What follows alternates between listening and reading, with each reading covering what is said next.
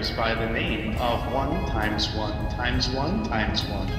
Please report them to a member of our staff immediately. We thank you for your cooperation. 1 times 1 times 1 times 1 is still being mentioned by players despite being from the very beginning of Roblox, but is understandably nowhere as famous as the newer ones. But hey, none of the newer ones can pull off their roundy head as well as he did. Next we have our first real Roblox hacker that had a massive group hacking with him, Cool Kid.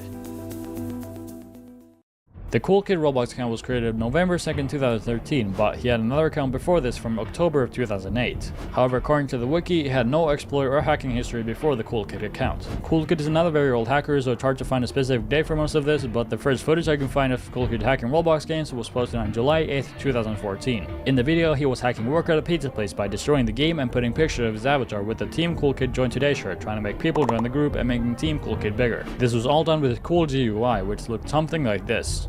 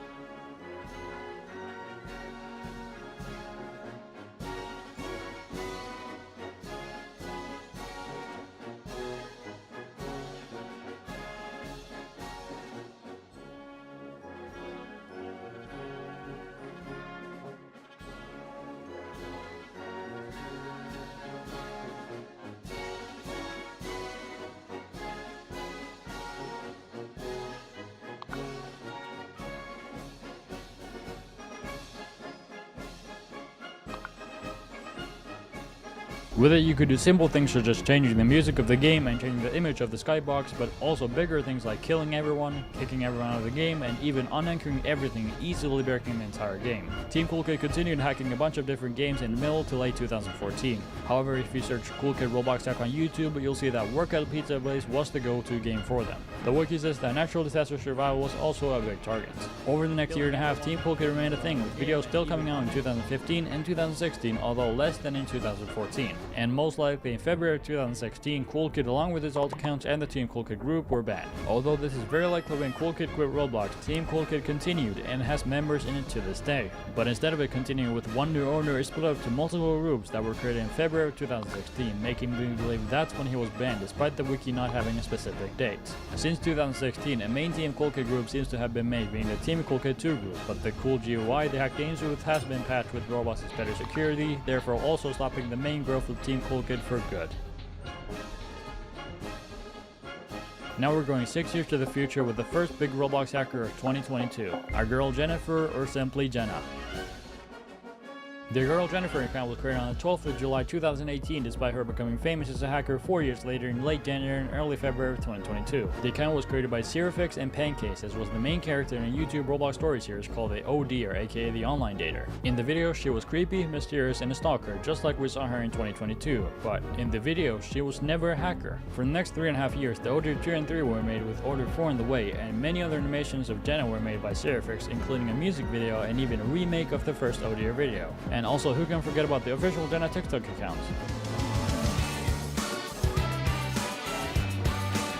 The original ODR video had 10 million views before the Jenna hacking rumor started, and the trailer for ODR 4 had 250,000 views after only a week, so it's not like nobody knew about Jenna, the online dating mysterious weirdo. But comparing to how big she would have become in February of 2022, everything I just mentioned would be basically nothing.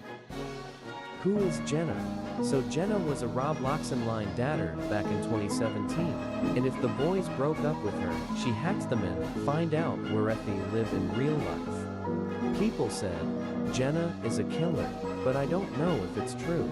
Jenna is one of the most dangerous hackers on Roblox. Jenna is coming back on 7 and February 8th. She's gotta hack girls on Roblox. So if you're a girl in Roblox, change your avatar into a boy or go offline.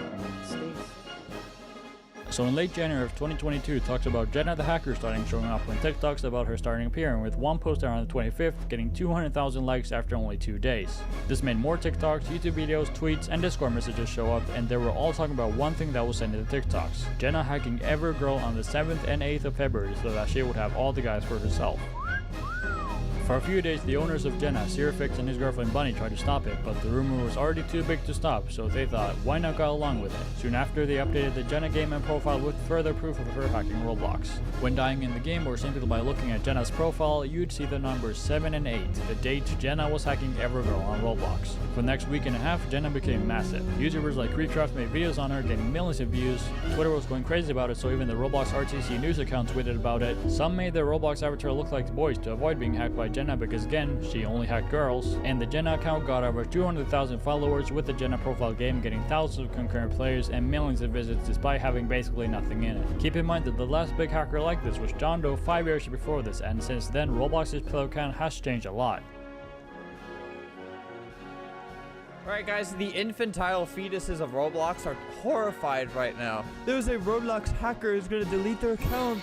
Jenna, Roblox hacker Jenna. So the 7th of February came, and it was a big day for Roblox in basically all the same ways as John Doe. A ton of Jenna games came out, getting hundreds of players despite being some of the worst on Roblox, with one exception being the official Jenna story game, which came out as a surprise, getting thousands of players. A ton of videos and live streams about Jenna came out, getting millions of views, with the creator himself, Sirifix, making a video on the official Jenna story game. Although the Jenna avatar cost Roblox to make, you could still find an insane amount of people wearing the Jenna avatar in games. Dude, there's so many Jennas. And finally, since Jenna wasn't hacking games, another hacker decided to show up to hack the Jenna game, who I'll talk about later. There's really only one big difference between the John Doe and Jenna hacking situations. With Jenna, one person did get hacked: Jenna herself. It was as simple as Sirifix pressing a link and it stealing Jenna account's password, but kind of funny seeing as Jenna was supposed to be the one hacking. Also on the Jenna hacking stream Creecraft did, he decided to visit Meep City. It's important information for the next person I talk about, so just remember this. Anyway, since February 2022, the OD4 has come out being 40 minutes long, with a part 2 for it on the way.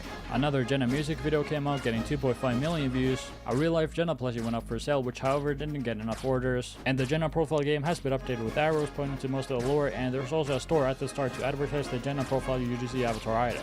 Now, who was the hacker I mentioned before that hacked the Jenna game? Or maybe this one here. The Jenna game got hacked? Wait, what? Wait, you're getting teleported to another game? Wait, did this game actually get hacked? Who is Tubers93? I don't know who that is. It's the hacker from Meep City? He's a real hacker? Goodbye, Big Booty Jenna, and hello, Tubers93. LOL surprise fairies! Hva inni? Hvordan får en LOL-fe vingene sine? Av deg! Fevinger skapt av deg! Se om du kan finne de ultrasjeldne. Hva inni? Dokker selv separat.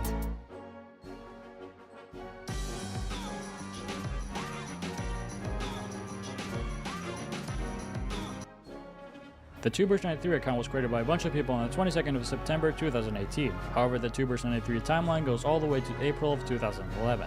So on April 20th of 2011, a YouTube video is created where the creator of the video says that they are the second account of someone named Tubers93, but not this Tubers93. After this video, the creator made a video called Who Disliked My Video, where they also revealed that they were not this Tuber93 that they said they were. The video ended up getting a couple dislikes, and the creator of the Tubers93 Roblox account thought this was funny, so they used Tubers93 as their name. This can be proven with one of Tubers93's other accounts, where in a game thumbnail they used the same text and background as the video did. But even before they made a Tubers93 Roblox account, they hacked a game called Little Angels Daycare sometime in November 2017. The normal game is, as you can probably guess, a simple daycare roleplay game. Let's just say that Tubers93 made it a bit different.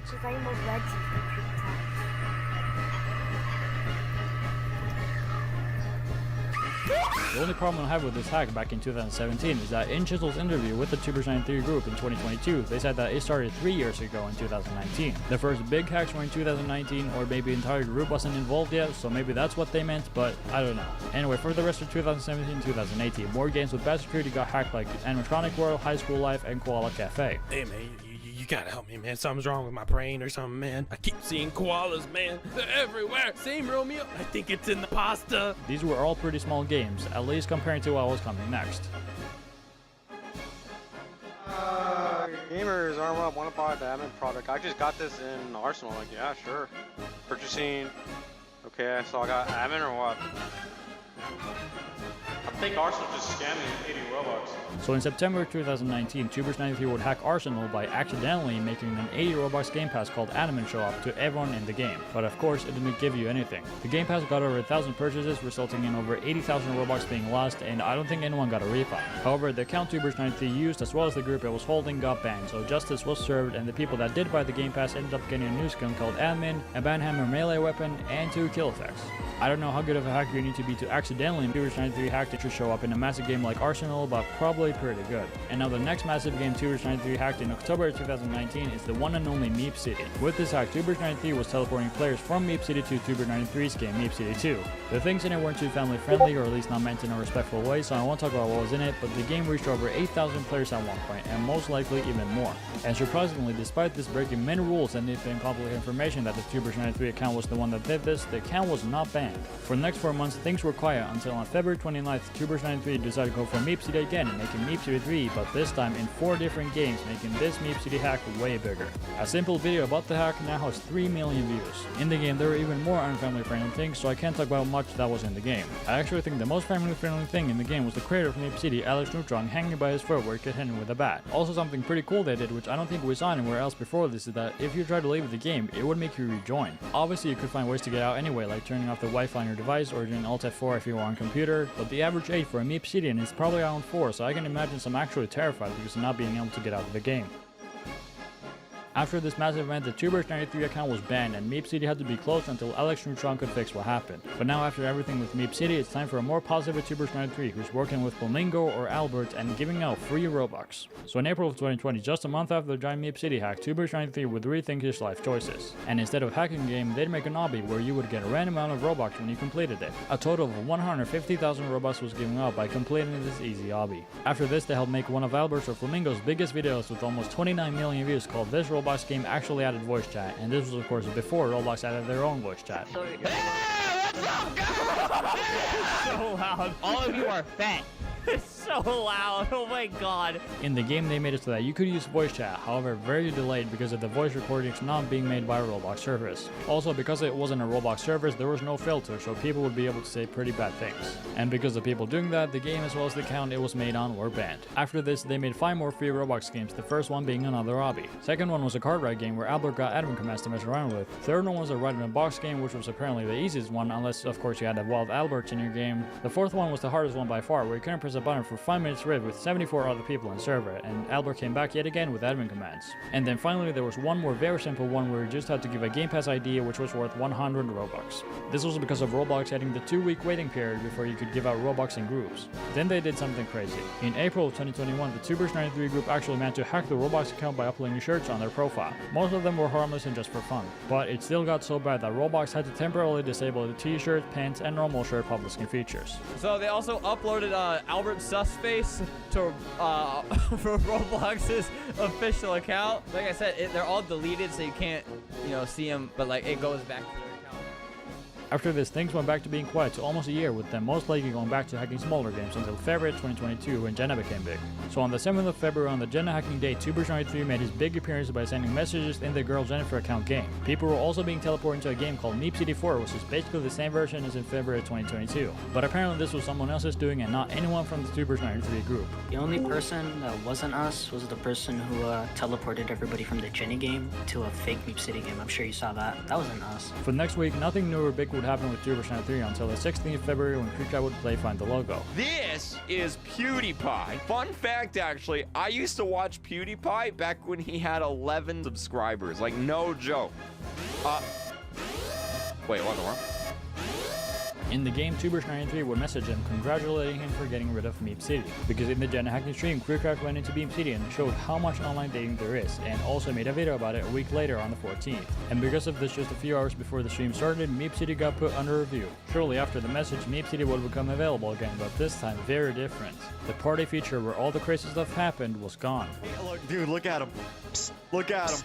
They don't know where. Look, dude, look at him. Psst, psst. Look at him. They're like, where'd they go? Look, they don't know where to go. And whilst KreekCraft was exploring the new Meep City, Tubers93 hacked him. They made his coins go from 2 million to 50,000 to 93. And for some reason, they also changed his avatar to Spider-Man. After this, he also got turned into Alex Neutron, the creator of Meep City, but that was basically it for the day. So although Tubers93 made an appearance on the Jenna hacking day, this is when he actually became a big deal. In the next KreekCraft stream, further research about him was being made. KreekCraft friended a Tubers93 account, which made everything more confusing. When he guessed the logo, he would get a message that it was a fake account. And to prove that they were the real one, they hacked a popular game at the time, firing the markers. And finally, Tubers93 and KreekCraft had a very nice conversation and guessed the logo. And that was basically it for the day. Explain to me how you're doing what you're doing. Then on February 20th, KreekCraft did his final big stream on Tubers93 because he had a plan. So the HD admin creator, Forever HD, got in contact with KreekCraft to tell him about how it works, because that's what they were using to message him and guess the logo. Forever HD told Kreek to check the logs where it would show what account the message was sent on. It was a really good plan. This entire live stream, it's been a trap. The owner of HD admin messaged me. The owner, the guy who made the HD admin banner, he was like, KreekCraft, do you want to figure out who's this? Alert from Tuber93 with the message, are you ready for some fun, was broadcasted by the user Aim Fever. This is the guy right here. Wait. That's the owner.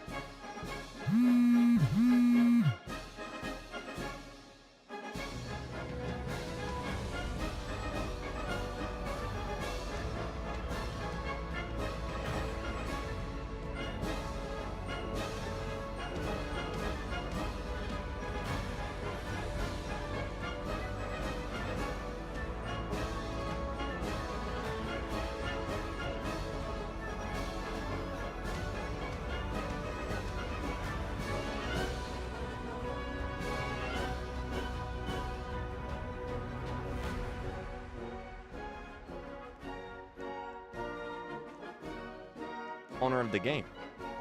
But it backfired because when Kreek got the message, it was from the creator of the game guessed the logo, Aim Fever. Off stream, Aim Fever did tell Kreek that this was the only time he messaged him, so on the streams before, the messages were actually from Tubers93. All hope was not lost, however, because something big did happen whilst KreekCraft was waiting for the Tubers93 message.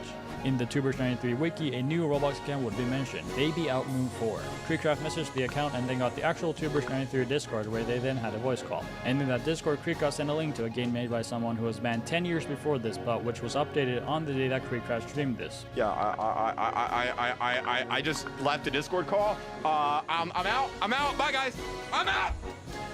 hell? We gotta go now! Crewcraft did one more stream where he reacted to a bunch of Tubers93 videos, including an interview Chisel did with them, and he made one final video where he showed how Tubers93 sent the messages to the game, and that was basically it. With the Tubers93 identity solved, there wasn't really a reason on continuing. A new hacker known as the Director Vivian will show up in the next few days, who was apparently a Tubers93 and Crewcraft hater. But other than that, we haven't really heard from them, so the Tubers93 group have most likely gone back to hacking smaller, not as secure games. Back in February of 2022, I was on my Piggy video grind, so I didn't really care about Tubers93 or Jenna, but these seemed like pretty fun events. Next we have a Roblox hacker. Breaking news. It is a bullet warning and it is the 22nd of September 2023, the day before this video is coming out, and I'm here with breaking news. So today at 1 AM whilst I was sleeping, the Tubers93 Discord group got a message, which in a way is the end of Tubers93. If you're a bacon hair, you might want to look away.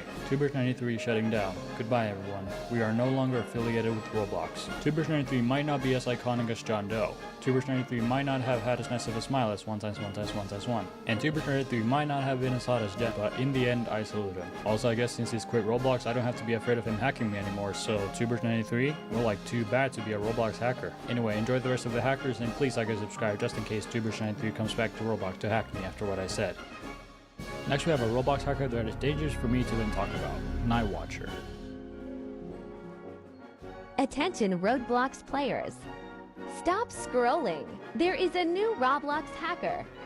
His name is Night Watcher. He comes out every Sunday at 7 PM and he's very dangerous. If you see him, look away quickly. Anyone who stares into his eye long enough goes missing within 7 hours. My brother just got kidnapped by him. Stay safe out there.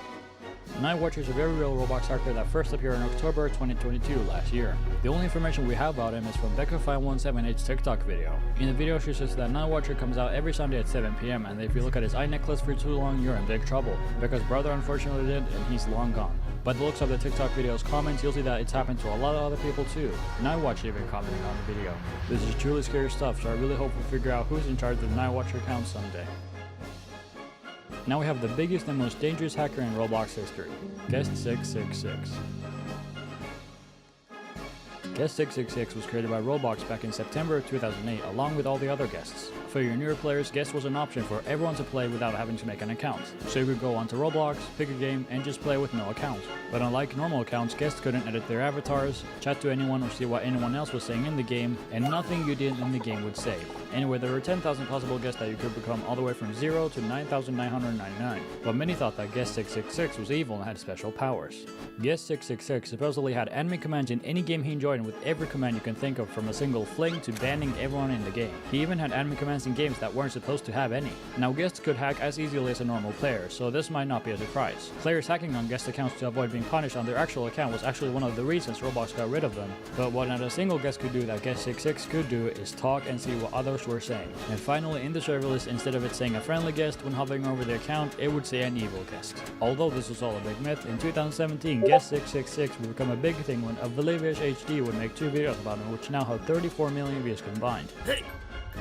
Who's out there? Who the hell are you? However, the end of the Guests was just around the corner after this. Just 2 days after the second part of the Guest666 story, on October 2nd, 2017, the Guest option was fully removed on PC, making only mobile players have the option to play as guests. Although most played on mobile, the guest amount had lowered by an incredible amount. And a year later, on November 24, 2018, all guests were fully removed to never be seen again, with mobile also no longer supporting guests. Guests as well as Guest666 are still being talked about to this day, but guests no longer being a thing has decreased it by a lot, with newer players potentially not even knowing what a guest is. I remember not caring about guests when they were a thing, but almost 5 years later, and I kinda miss them.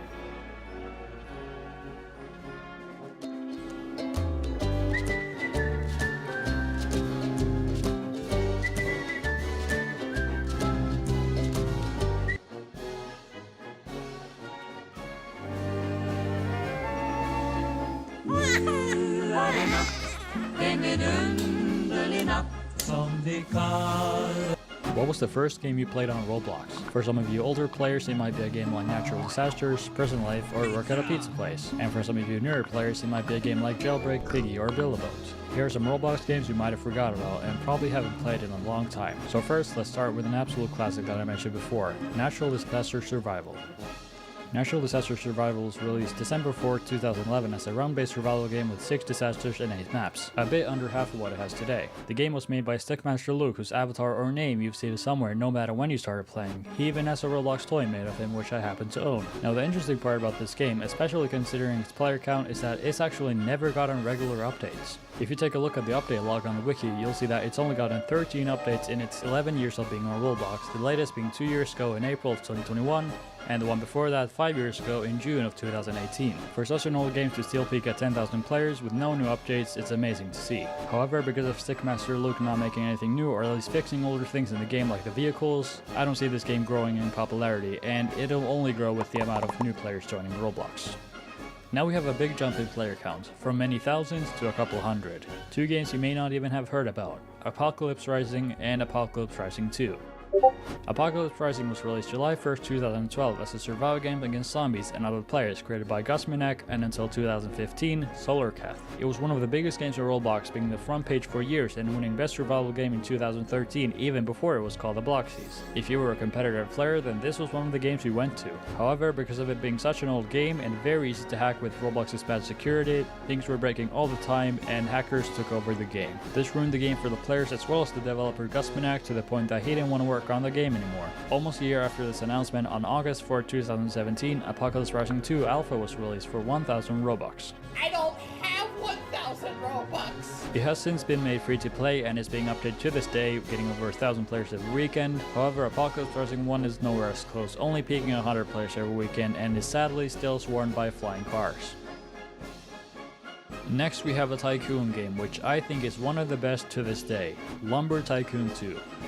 Lumber Tycoon 2 started development in May of 2015 when the creator Defaulty got to be a part of Roblox's incubator program where he got to work with Roblox to develop original games. He decided to go back to one of his old games, Lumber Tycoon or Lumber Tycoon 1 from 2008, and thought about what made it so successful. With this information, he made Lumber Tycoon 2 where the player chooses what to do next instead of the button upgrades which every other Tycoon game had. With something as unique and well made as this, it was destined to do well. With the alpha released to the public in July of 2015, it was simply named Test and only had a few players every day. But in August, when it was released to beta, it was finally named Lumber Tycoon 2 and it got its iconic icon, reaching 10,000 players in a matter of hours. The game still peaks at around 4,000 players every day, but with the further evolution of Tycoon games, there being easier options, and simply no recent game update except for bug fixes, the player count has basically stayed the same for years. Next we have, to me, a very underrated game, Roblox Death Run. Oh, wow, that was a real close one, sister. What do these do? I don't know. I don't know. Death Run, or at the time Death Run 3, was released in 2015 by a team of developers, but the most known one being Weasley. The game was massive back in 2015 and years after that, but sadly, even though Roblox's player count has gotten higher, Death Run's player count has only lowered. The only time the game got a lot of players was with the 2020 Egg Hunt and the 2021 Metaverse events. Not many updates happened after that until on October 17 of 2022, Weasley announced that Death Run will no longer be getting any more updates. It's sad to see Death Run go. I have a lot of good memories on it, and every time I hear any of the music in the game, but especially the main menu music, I get super nostalgic, but it is what it is.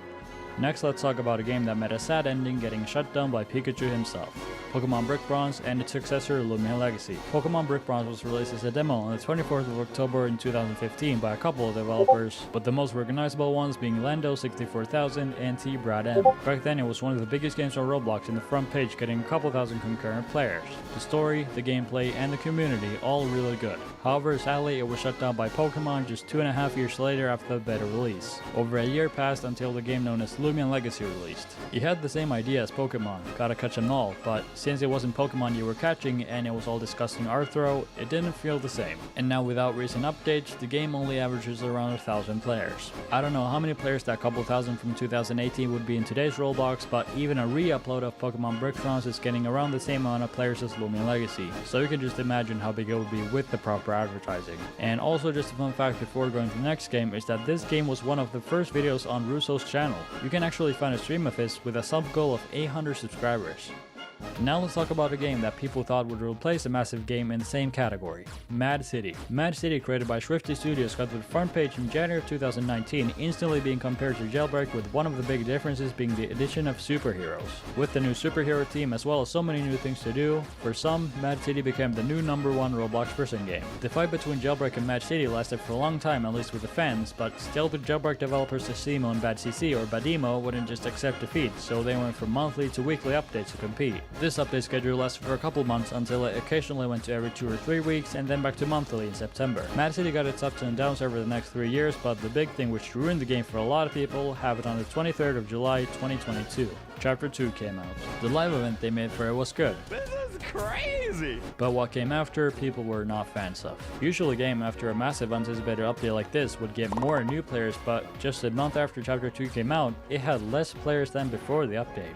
Chapter 2 simply made the game too different from what it was in Chapter 1. And another example of this happening is for Piggy Book 1 and Piggy Book 2. This was before Chapter 2, but Jailbreak has now taken back the #1 spot for the Roblox prison game genre, at least player count wise. And unless Mad City somehow makes a massive comeback or a crazy good prison game comes out, then this is not changing.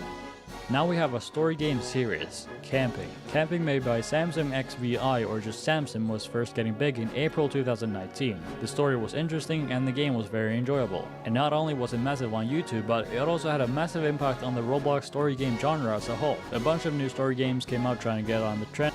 Camping 3. It was nice to see the camping story come to an end, and overall it was a good game. Oh, who you will snack on. Wait, what to me? Oh my god. Look, it even has his little face right there as the picture. That was delicious. But it had been close to 2 years since the last camping related game, and not only had that taken away a lot of the hype, but Roblox had also evolved. In the story game genre, we have games like Break-In, which are high quality but are also a lot more replayable. Since Camping 3, Samsung's made one new game called Most Academy, which came out in September 2022, last year. The game currently has the most concurrent players, but the like to dislike ratio doesn't look as good. But despite that, as well as the game only being out for around half a year, it's still gotten more visits than Camping 3. Samsung's recently started working on a new game unrelated to Camping or Most Academy, but he says that he might make a sequel to Most Academy at some point in the future. Her hører jeg hjemme. Det her badet mitt. Du har sett flere ting, men vi skal bare gjøre det enda bedre. Now we're in 2020. We have a pig-inspired game which is still averaging a crazy amount of players to this day, Spider. Spider, made by Roy Stanford, got popular early June 2020, possibly because of Albert's video on it. The game is exactly like Piggy with the goal to escape, but with the big difference being that the killer is the spider. And the fun part is that you can actually be your own avatar when playing as a spider. The game peaked in summer 2020 with tens of thousands of players, but with no new updates, it lost most of its players in just 2 months. The game only has one chapter, there's really no story to it, and the skins are really not worth grinding for, so it's still getting 10,000 players. It's crazy, and without a doubt makes it the biggest Piggy-inspired game by far. But really what we learned from this is that Roy Stanford knows how to make a big game, he just has to learn about how to update them. Now we have a game with a very interesting story development-wise, Timmy. Timmy, made by Wonderworks and Creecraft, released in beta September 3rd, 2021, being another pig-inspired game. As you can imagine, this was created because of Creecraft's character Timmy being very popular at the time. However, what was not popular was the game. The monster was faster than the player, there was an overwhelming amount of things in the game at the very beginning with no explanation to what they do, like the level up Timmy, and this might just be my opinion, but I think there were a bit too many Roblox purchases, at least for a piggy-themed game. Anyway, Chapter 2 came out on 19th of December 2021 and was the second and last update to the game, with Wonderworks half a year later announcing that Timmy is discontinued, so it won't receive any more updates. And also, just by looking at Creecraft's tweet the day Chapter 2 came out, the communication might have been bad, or at least could have been better. I was like, wait, what? It updated? I had no idea it was gonna update today. I literally, y'all ain't gonna believe me. Nobody's gonna believe me, but I actually had no idea it was gonna update today. I was never really a fan of the game, but it sucked to see a game with so much work put into it stop after 2 updates. I did like the first chapter's map though, and the Krabby Patty mobile was pretty cool. And now, as a surprise, we're going back to 2016 with the first Roblox game I ever played, which I can guarantee you've never heard of. So in the summer of 2016, I watched some DanTDM Roblox videos of games such as The Plaza, Roblox and Water Park, and other interesting games. But it wasn't until August 30th, 2016 when I watched this video on Roblox Pokemon Go when I finally decided to create my account on my dumpster laptop. As you can imagine, it's a game where you catch Pokemons, from starters to really rare ones, just like in Pokemon Go. But unfortunately, now the game has been privated because of Nintendo taking it down just like Pokemon Brick-Bronze. The game still managed to get 500,000 favorites, 145,000 likes, and 104 million visits, so for its time I'd say it was a success, but man, I want to revisit that game. When you first started playing Roblox, your avatar most likely looked something like this, filled with free avatar items made by Roblox worth nothing. As you played more Roblox games and saw other players' avatars, you'd see the potential with what Roblox could do, and in the process you might have learned about some rare avatar items that only the richest, best, or oldest Roblox players have. In this video, I'll be going over some avatar items that everyone wants to own, but can't get because of the price, the limited amount, or the item simply being available for a limited time years ago. So let's start with an easy one that most people have heard about, which actually offers a pretty huge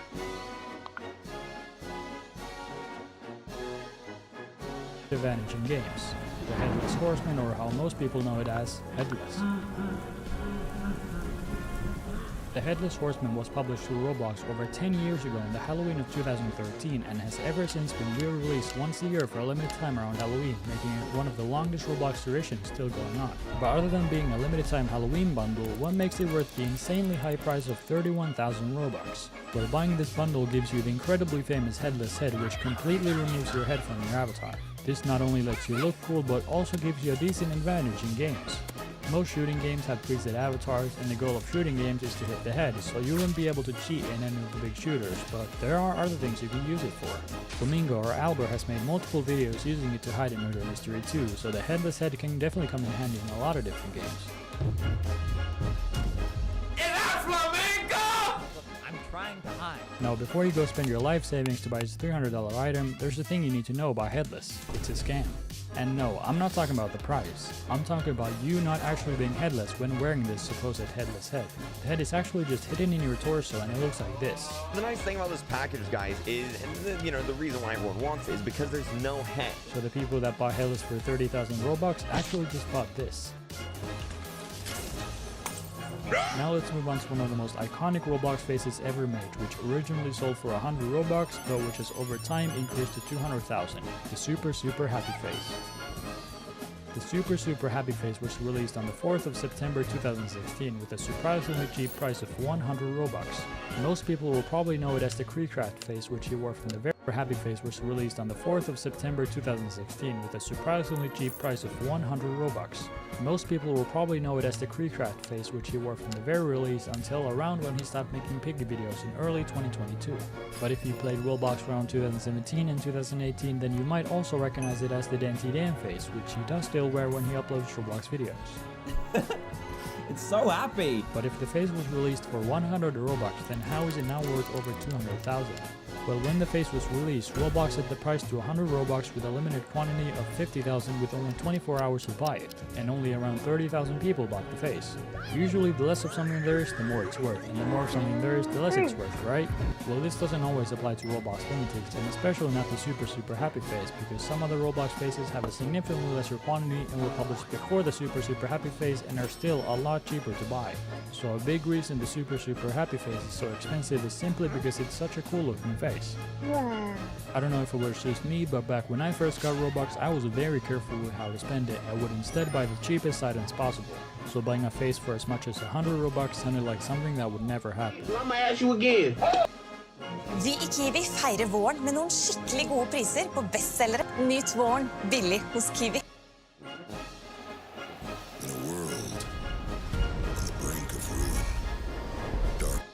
But the people that did buy the face around the time of release and had never spent a single Robux budget like me must be pretty happy now. My blushy happy face, which is going for $6,800. That is insane. Whenever I bought this, it was literally like, I think like 500 Robux. It wasn't that much. That's crazy. What the Sigma? Now let's move on to our very first Roblox hat series that everyone wants to own, but which is really not as rare as people might think. The Valkyrie. The very first Roblox Valkyrie, known as Valkyrie Helm, was released when Roblox was around 1.5 years old in January of 2008 by the user Clockwork. Now let's go back to Roblox faces with one you could have got for free, which is now one of the most recognizable Roblox faces some face meme. So when I say it's one of the most recognizable Roblox faces, it's because of that meme.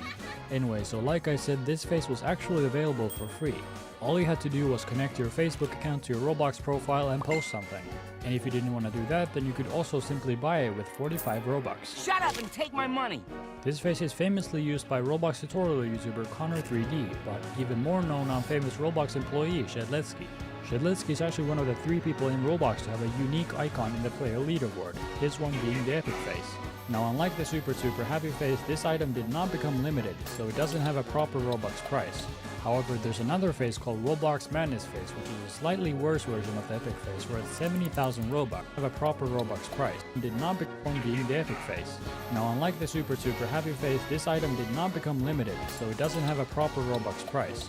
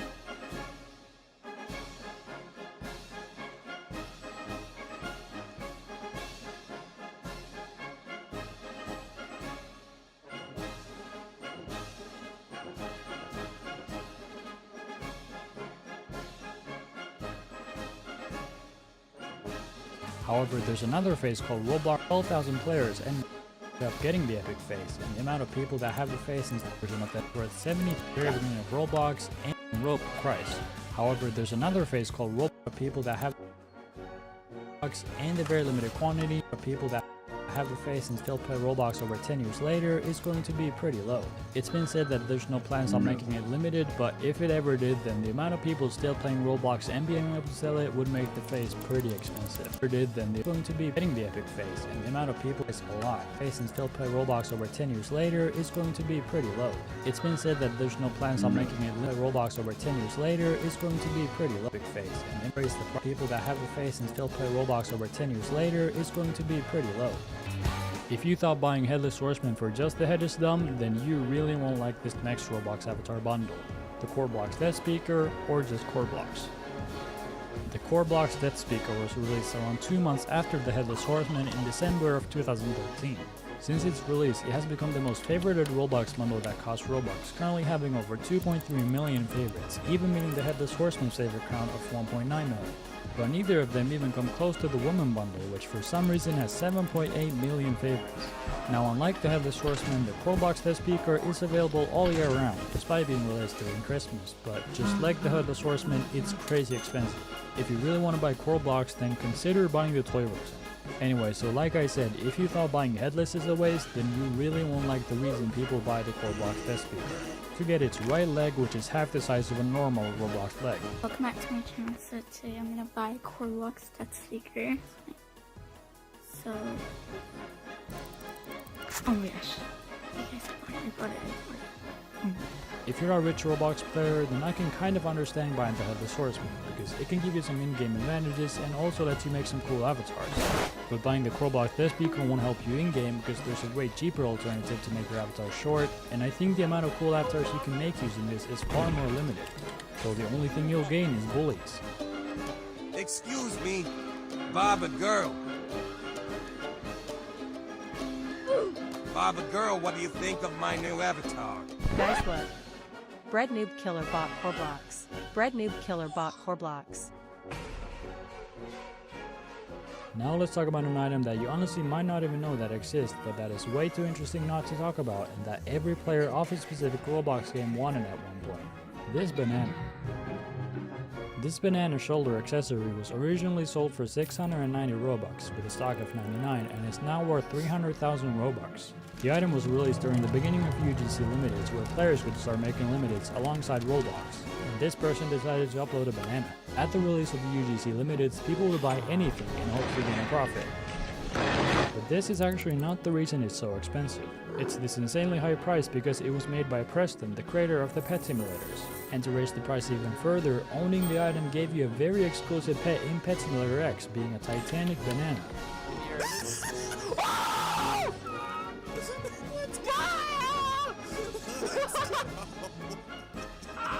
And to raise the price a third time, this pet is not tradable, so the only way to get the pet in Pet Simulator is by owning the actual avatar item. If you know Preston or you've played Pet Simulator X or 99, then you know that. Hello, I like money. And you might be thinking, did he really sell it for that cheap? No. Every time someone resells the banana, he gets a small percent of it, so he got far more from resales than what he got from just selling the bananas at the original price. Preston should really chill with all his prices, but you gotta admit that he's a pretty smart dude and knows what he's doing. What inspired you to build a second Krusty Krab right next door to the original? Money! Now let's go back to talking about Roblox hats with a very iconic hat series, the Domino Crowns, creator Catalog Heaven. This hat was given by winning in the 4th Roblox event ever made, called the Domino Rally Building Contest, where you had to make a Roblox game using dominoes.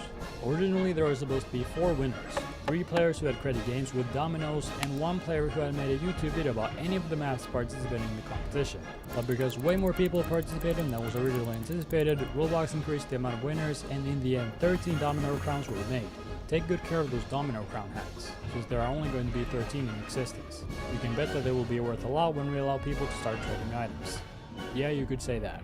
Anyway, just like the Valkyrie helmet, because of its iconic look, it got its own item series.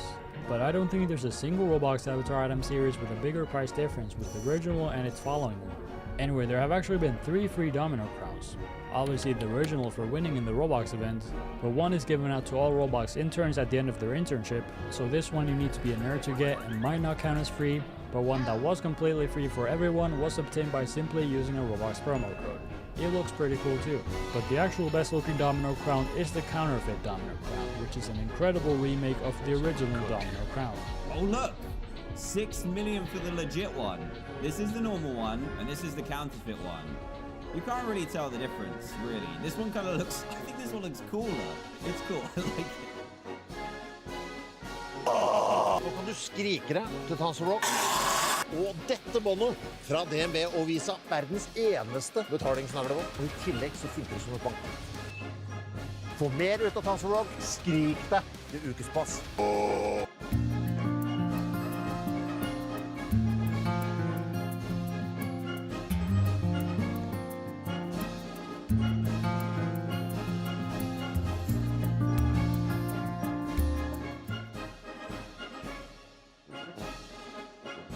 Now let's go to a piece of clothing which happens to be the most beautiful Roblox shirt ever made, the Bullet Warning Roblox merch. The Bullet Warning Roblox merch is made using Bedrock, Vibranium, and a tiny piece of Nokia to make sure it never gets destroyed or dirty, no matter what game you play, and it's the most comfortable shirt you'll ever wear. It even comes in multiple colors. I'll always be by your side, just don't take me to any weird games. I happen to be the owner of the shirt, so just in case you don't trust my words, I'll be sharing Bacon Boy 937127631's life story with and without buying the shirt. Rest in peace, fella.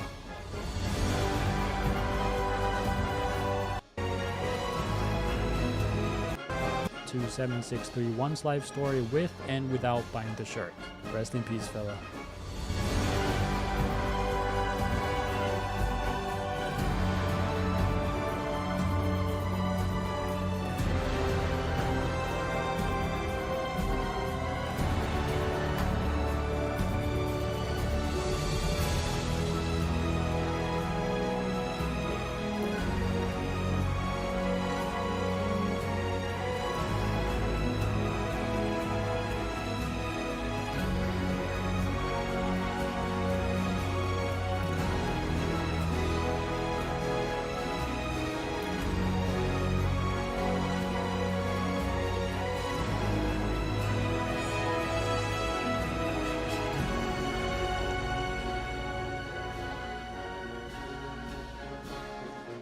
Now let's talk about the most beloved, expensive, and iconic Roblox hat series ever made, the Dominus.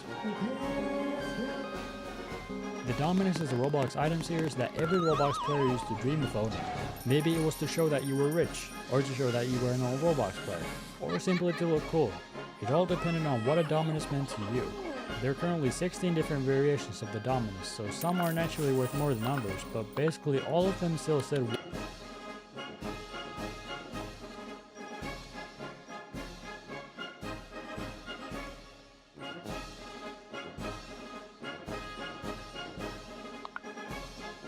one if not many of these things.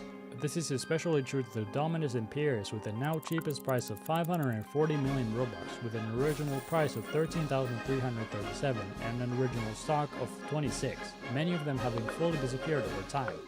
This is because it's the first Dominus ever made, published January 24, 2010, famously worn by Stickmaster Luke, the creator of Natural Disaster Survival. But despite this being the original Dominus, you could argue that there are more rare Dominuses out there. The big one being the Dominus Venari. This Dominus was obtained by one person in the Ready Player One Roblox event for being the very first person to complete the event. Finish the hunt as the first player ever. Wait, what? Did I get it done? So quantity-wise, this is the rarest Dominus, tied with the Dominus Inspirationist and Dominus Azurelight, both given through the Make-A-Wish Foundation, all of these Dominuses only having one owner each. And as the least rare and cheapest Dominus, which you're most likely to see someone wearing in-game, we have the Dominus Formidolasis. This Dominus is worth over 100,000 Robux and has a stock of 3,700. I've been playing Roblox since 2016 and I've seen Dominus Formidolasises a couple times, but still so little that it's in the single digits. Dominuses are not as big as they used to be because of UGC items and Roblox not really releasing any new ones, but it's nice to see someone still values them. Now there's something I need to tell you all that I haven't told anyone before. I own a Dominus. And no, I'm not talking about one of those cheap, retextured UGC items. I'm talking about the first Dominus ever made, the Dominus Imperius. I'll be giving it away at 100,000 subscribers, so please like and subscribe. Anyway, in the end, I think a Dominus was more than to look cool, or to show that you were rich, or that you were an old player. I think owning a Dominus showed that you were one of the best players on Roblox.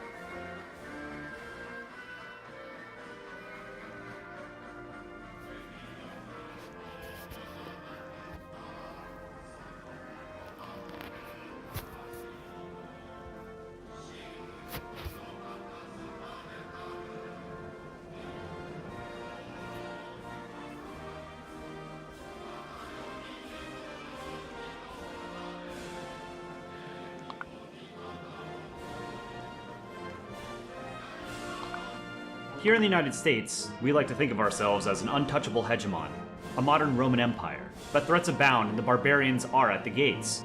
You may be thinking, is it China? Is it Russia? Maybe it's something more esoteric like climate change or widening wealth inequality. It's those plastic brick-making f***s in Denmark.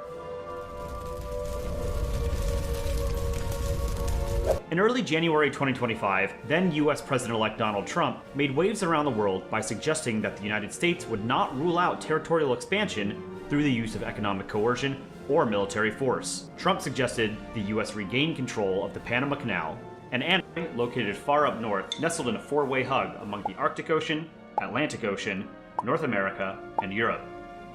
Greenland is the world's largest island, and it's nearly as large as Africa, if you look at it on a Mercator projection.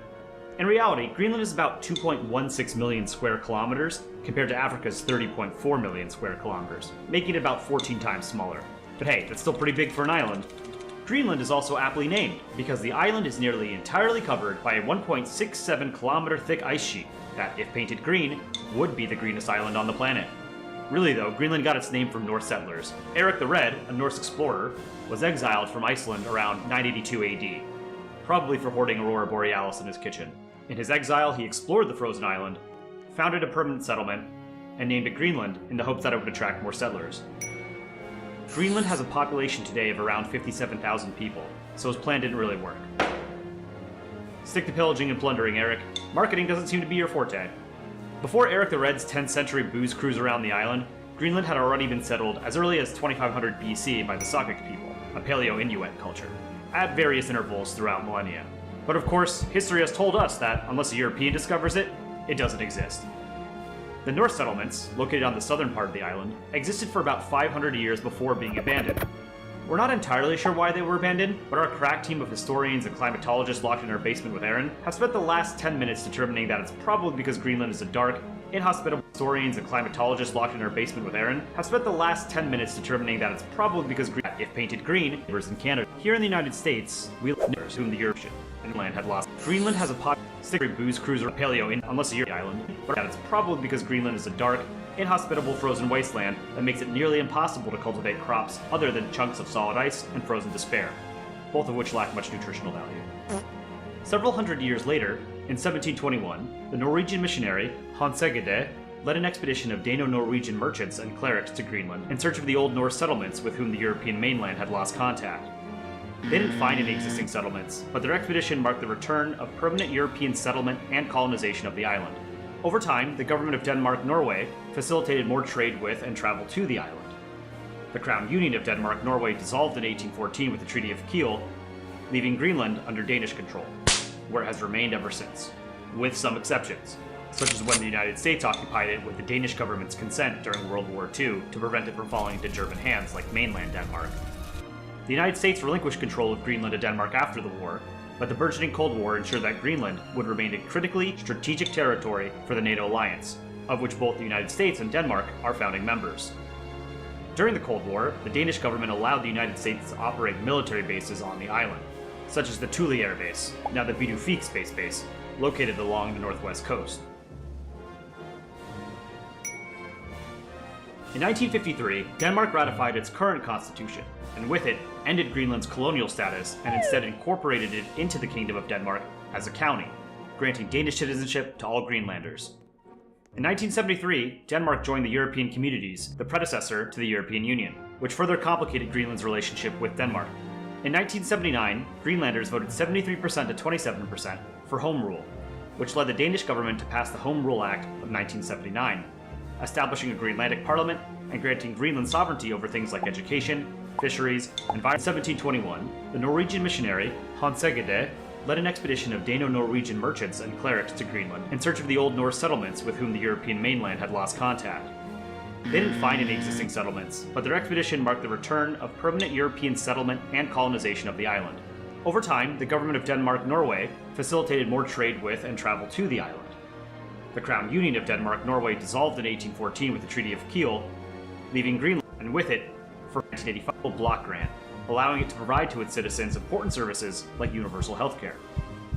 Today, Greenland is the least densely populated region on the planet. but it boasts a high GDP per capita of roughly $57,000 and a high Human Development Index score of 0.786. Those data points are from 2021 and 2010 respectively, because as map nerds know, data for anything about Greenland is usually not available. Greenland's culture is a unique blend of traditional Inuit and Scandinavian cultures. From Inuit culture, they carve tupilak, which are small figures carved from animal bone, tooth, and antlers and are used for shamanistic purposes. From Scandinavian culture, they assemble shoddy furniture made from animal bone, tooth, and antlers that is also used for shamanistic purposes. Sadly, Greenland is beset by a number of problems, such as substance abuse and mental health issues, emigration, limited economic diversification, financial dependence on Denmark, and its largely untouched and otherworldly environment is bearing the brunt of anthropogenic climate change. Which brings us to our next section. Nei. Nå glemte vi plantejorden. Nei, men... Og hundefôret til Balder. Nei. Felleskjøpet er jo rett borte. Felleskjøpet? Greenland's sheer size and harsh conditions mean that it is absolutely filled to the brim with largely unexploited natural resources. If you want rare earth minerals, uranium, gold, copper, lithium, and barrels upon barrels of that sweet, sweet black gold, look no further than Greenland. The United States, despite being blessed with abundant natural resources, and arguably the best geography of any country on the planet, is still a resource-hungry behemoth. We depend on all of those shiny rocks and slick oil to make our fancy electric cars buzz along the streets, and to make our UFOs blurry enough to terrify people in New Jersey. Incorporating Greenland as an American territory would facilitate exploitation of these natural resources. Greenland also occupies an incredibly important geostrategic location at the top of the world. During the Cold War, the superpowers focused a lot of their efforts on proxy wars around the world and preparations for a potential hot conflict on the European continent. The locations of the United States and the Soviet Union ensured that any potential nuclear exchange in a Cold War gone hot would involve firing volleys of nuclear-armed intercontinental ballistic missiles across the Arctic, as it provided the shortest flight path for missiles to hit their targets. Beginning in the Cold War, the US placed early warning systems on the island to detect incoming Soviet missiles and provide decision-makers in Washington with more time to decide whether to cook the Soviets in response. Modern systems are still in use in Greenland. Thule Air Base, as mentioned earlier, allowed the United States to station fighters that could intercept Soviet aircraft as they flew over the Arctic to drop bombs on American targets, and bombers that could retaliate against the Soviet Union in the event of a war. The US also operated surveillance aircraft at the base to keep tabs on Soviet activity in the Arctic. Denmark even allowed the United States to station nuclear weapons at Thule in violation of Denmark's nuclear-free zone policy. In fact, in 1968, an American B-52 bomber carrying nuclear bombs crashed outside of Thule and radioactively contaminated the area. The US and Denmark worked jointly to clean up the disaster, but one of the nuclear bombs was never recovered, so you know where to look if you're in the market. The base was transferred from the United States Air Force to the Space Force in 2020 and renamed Bidufik. Greenland also served as a critical point in the GI-UK gap, two naval choke points between Greenland and Iceland and the United Kingdom, for the alliance to detect Soviet submarines entering the Atlantic. Despite the collapse of the Soviet Union, Russia's nuclear arsenal and submarine force remain a threat to NATO, ensuring that Greenland remains a critical part of the alliance's strategy and American interests in particular. Formal control of the island would make it easier for the United States to incorporate it into its national security strategy. The history of the United States is one written in blood and territorial expansion. Perhaps Trump's desire to annex Greenland, if sincere, is born of a personal desire to anchor his name to a permanent fixture of American territorial expansion, to cement a legacy that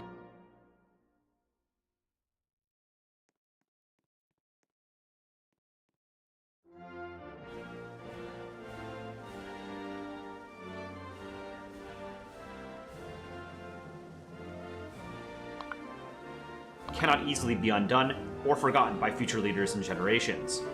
Maybe he likes the way the map would look. The contiguous United States, Alaska, and Greenland, giving Canada a big hug. Or maybe this is part of a more nefarious strategy to sow discord among American allies, something Trump has repeatedly done since his emergence as a national political figure in 2015. Maybe Trump's talk of territorial expansion is nothing more than a spectacle tossed to myopic and self-absorbed media to distract them from more consequential and substantive news stories. This is Trump we're talking about. It's impossible to know for certain what he thinks, what he means, and how sincere he is in either case.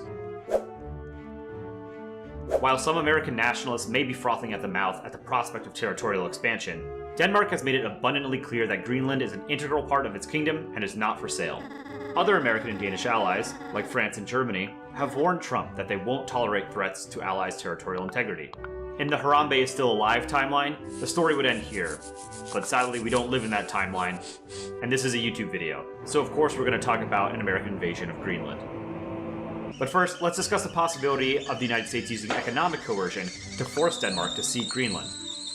Trump has said he wouldn't rule out using tariffs in this pursuit. Denmark, despite being a significantly smaller country and economy than the United States, is a member of the European Union, whose $19.4 trillion GDP in nominal terms is second only to America's $29.2 trillion. Trade policy is the jurisdiction of the European Union, rather than its individual member states, meaning Brussels has the ability to respond to American tariffs with its own tariffs on American goods and services entering the European market. The US and EU are two of each other's largest trading partners, and mutual tariffs would only hurt both sides of the Atlantic for no good reason. Next, let's talk about military action.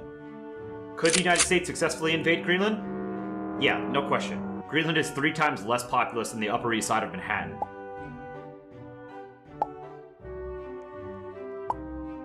Denmark, despite having a highly developed economy and technologically advanced armed forces, has a population of just 6 million people and 0 nuclear-powered aircraft carriers. This is my shameless plea to the Danish people to pour their national resources into producing a 100,000-ton supercarrier made entirely of Lego, named the RDN Niels Bohr, because that would be hard as fuck. As a NATO member, Denmark would be within its rights to invoke Article 5 of the North Atlantic Treaty, the Collective Defense Clause, against American aggression. But because the United States dominates NATO in both military assets and spending, don't count on the rest of NATO to be able to match American firepower, even if they did come running to Denmark's aid. As weird as it might be to think of a potential conflict between NATO members, there have been persistent fears for decades of some kind of conflict between Greece and Turkey, though this fortunately has never come to pass. Most importantly, any kind of non-consensual annexation of Greenland by the United States would completely torpedo the reputation of the United States among its allies. Why would any country trust the United States to protect them from aggressors when they themselves could be the aggressor? Japan, South Korea, the Philippines, the rest of NATO? All of them would be less secure in a world where an unhinged United States has embarked on another round of manifest destiny. And what do insecure countries do when faced with existential threats? They find other allies or build nuclear weapons. Maybe both. This would give the US less diplomatic, economic, and military leverage around the world, as it would ruin its reputation as a guarantor of its allies' sovereignty, find itself with fewer friendly markets with which to trade, and fewer places to operate overseas military bases, one of the keys to its unrivaled global power projection. Lastly, Greenland isn't some territory held by a hostile foreign power. It's a part of Denmark, an ally of the United States. Denmark has allowed the United States to build and operate military installations on the island without much issue for the better part of a century. Operate overseas military bases, one of the keys to its unrivaled global power projection. Lastly, Greenland isn't some territory held by a hostile foreign power. It's a part of Denmark, an ally of the United States. Denmark has allowed the United States to build and operate military installations on the island without much issue for the better part of a century. Operate overseas military bases, one of the keys to its unrivaled global power projection. Lastly, Greenland isn't some territory held by a hostile foreign power. It's a part of Denmark, an ally of the United States. Denmark has allowed the United States to build and operate military installations on the island without much issue for the better part of a century. States, we like the world, and preparations for a potential hot conflict on the European continent. The locations of the United States and the Soviet Union ensure that any potential nuclear exchange in a Cold War gone hot would involve firing volleys of nuclear-armed intercontinental ballistic missiles across the Arctic, as it provided the shortest flight path for missiles to hit their targets. Beginning in the Cold War, the US placed early warning systems on the island to detect incoming Soviet missiles and provide decision-makers in Washington with more time to decide whether to cook the Soviets in response. Modern systems are still in use in Greenland. Thule Air Base, as mentioned earlier, allowed the United States to station fighters that could intercept Soviet aircraft as they flew over the Arctic to drop bombs on American targets, and bombers that could retaliate against the Soviet Union in the event of a war. The US also operated surveillance aircraft at the base to keep tabs on Soviet activity in the Arctic. Denmark even allowed the United States to station nuclear weapons at Thule in violation of Denmark's nuclear-free zone policy. In fact, In 1968, an American B-52 bomber carrying nuclear bombs crashed outside of Thule and radioactively contaminated the area. The US and Denmark worked jointly to clean up the disaster, but one of the nuclear bombs was never recovered, so you know where to look if you're in the market. The base was transferred from the United States Air Force to the Space Force in 2020 and renamed Bidufik. Greenland also served as a critical point in the GI-UK gap, two naval choke points between Greenland and Iceland and the United Kingdom, for the alliance to detect Soviet submarines entering the Atlantic. Despite the collapse of the Soviet Union, Russia's nuclear arsenal and submarine force remain a threat to NATO, ensuring that Greenland remains a critical part of the alliance's strategy and American interests in particular. Formal control of the island would make it easier for the United States to incorporate it into its national Is it a private server? Oh. The history of the United States is one written in blood and territorial expansion. Perhaps Trump's desire to annex Greenland, if sincere, is born of a personal desire to anchor his name to a permanent fixture of American territorial expansion, to cement a legacy that cannot easily be undone or forgotten by future leaders and generations. Maybe he likes the way the map would look. The contiguous United States, Alaska, and Greenland, giving Canada a big hug. Or maybe this is part of a more nefarious strategy to sow discord among American allies, something Trump has repeatedly done since his emergence as a national political figure in 2015. Maybe Trump's talk of territorial expansion is nothing more than a spectacle tossed to myopic and self-absorbed media to distract them from more consequential and substantive news stories. This is Trump we're talking about. It's impossible to know for certain what he thinks, what he means, and how sincere he is in either case. While some American nationalists may be frothing at the mouth at the prospect of territorial expansion, Denmark has made it abundantly clear that Greenland is an integral part of its kingdom and is not for sale. Other American and Danish allies, like France and Germany, have warned Trump that they won't tolerate threats to allies' territorial integrity. In the Harambe is still alive timeline, the story would end here. But sadly, we don't live in that timeline, and this is a YouTube video, so of course we're going to talk about an American invasion of Greenland. But first, let's discuss the possibility of the United States using economic coercion to force Denmark to cede Greenland. Trump has said he wouldn't rule out using tariffs in this pursuit. Denmark, despite being a significantly smaller country and economy than the United States, is a member of the European Union. Its $19.4 trillion GDP in nominal terms is second only to America's $29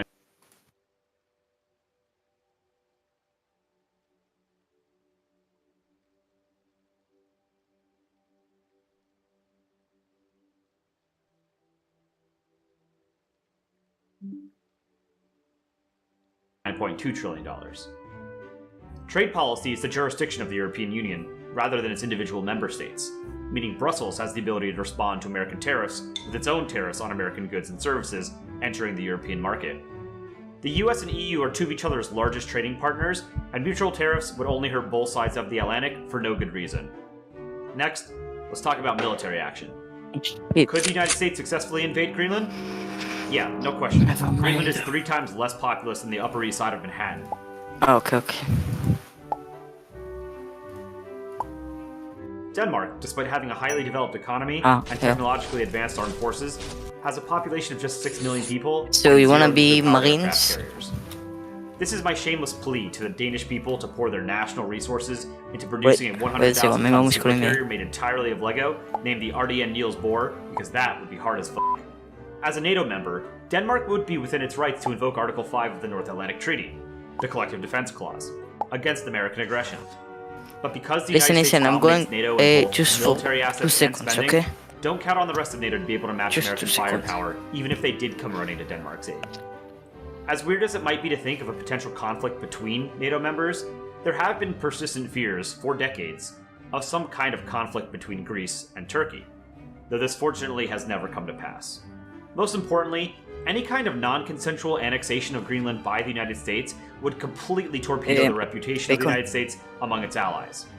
Why would any country trust the United States to protect them from aggressors when they themselves could be the aggressor? Japan, South Korea, the Philippines, the rest of NATO, all of them would be less secure in a world where an unhinged United States has embarked on another round of manifest destiny.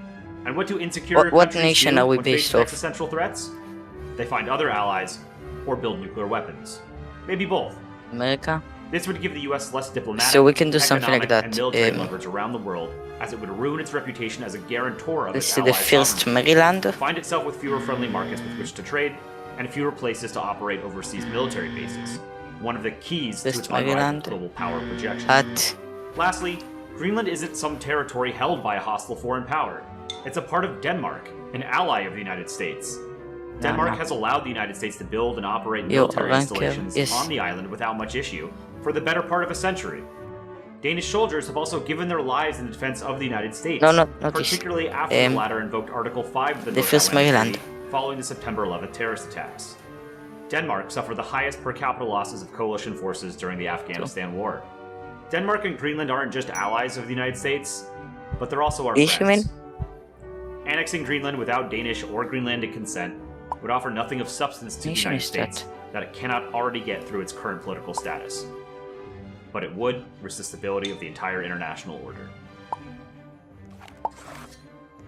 Thanks for watching. Don't forget to hit the like button, hit the subscribe button, and hit the bell icon so you never miss a drop.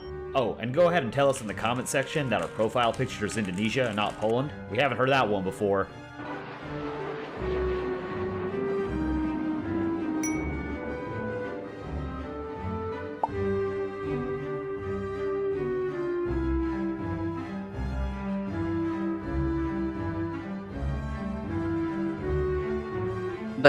But what nation is the uniform?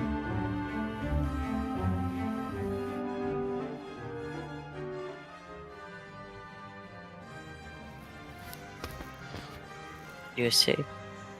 I can't see it. There's no uniform like that. You want to tell me the number?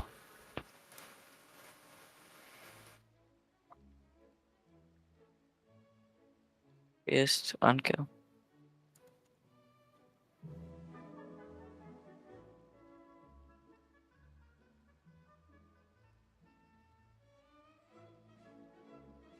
This? Then what's your uniform?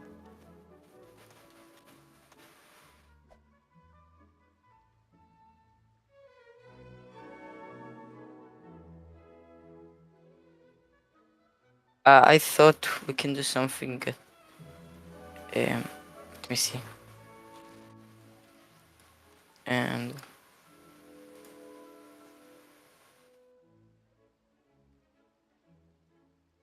yeah, just 1 second. Let me see. And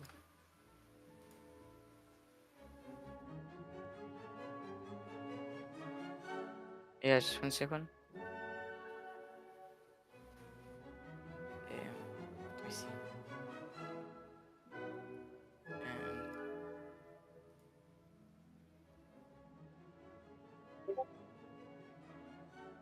yeah, just 1 second.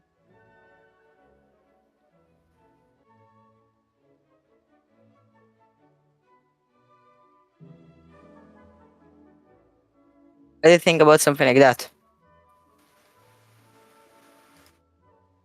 Okay.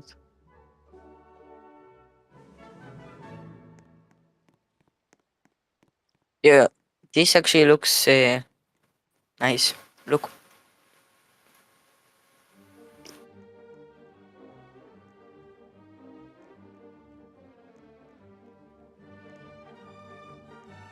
That and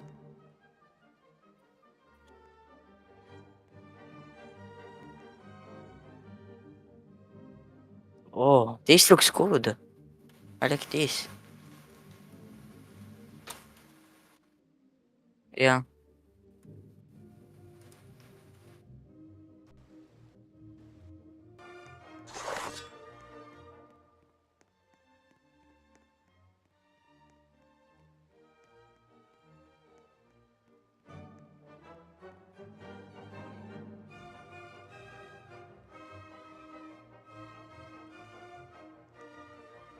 Oh, what about that?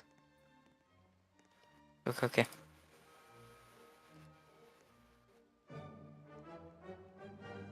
How can I get that? Is it built in?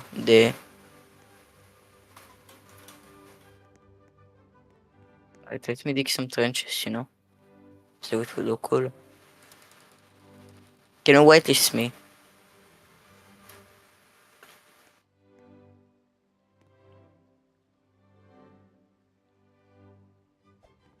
Yep. I need to be whitelisted.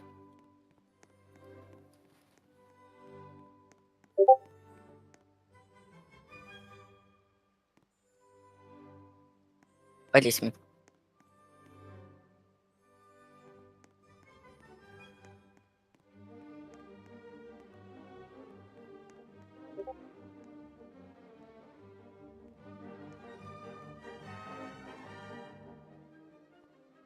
The menu doesn't change.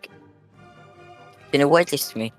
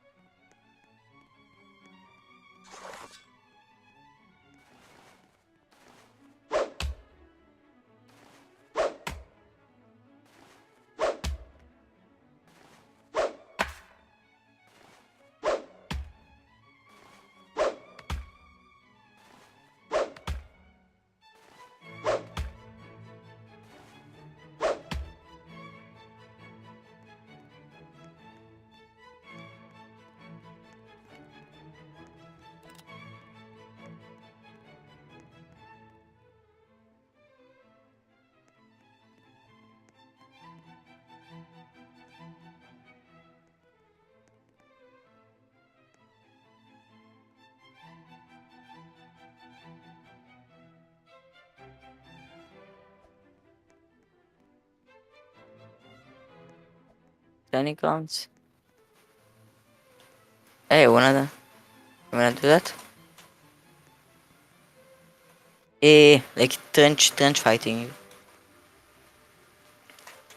So we would have an auxiliary unit that will build trenches, and like we would tell them how to build it properly, you know, to maximize the effectiveness. So actually our line will, so the grenadiers will mainly be in the trench, you know. They would operate like a modern.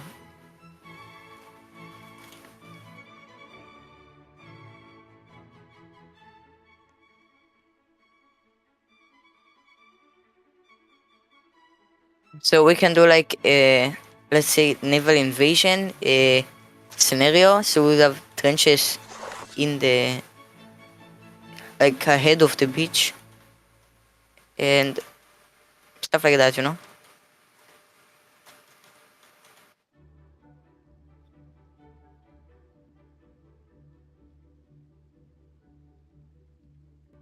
Can I do something with the energy so I can dig as long as I want?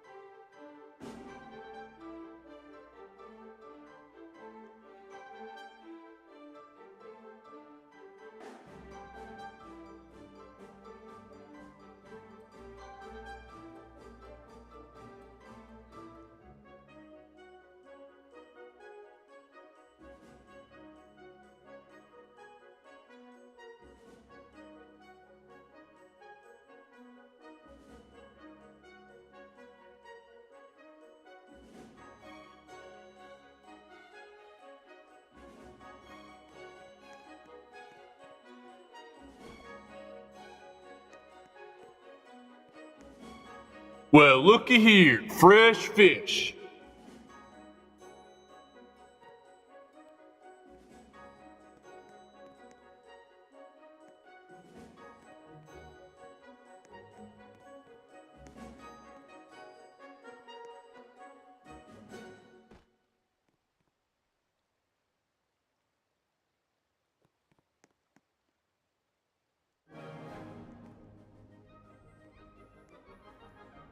Free trade and sailors' rights.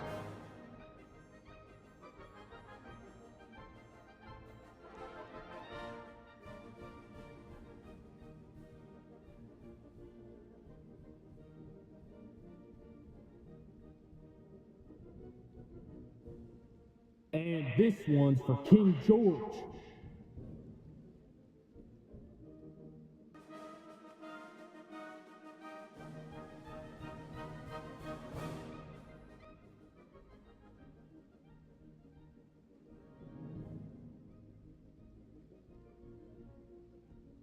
Don't tread on me.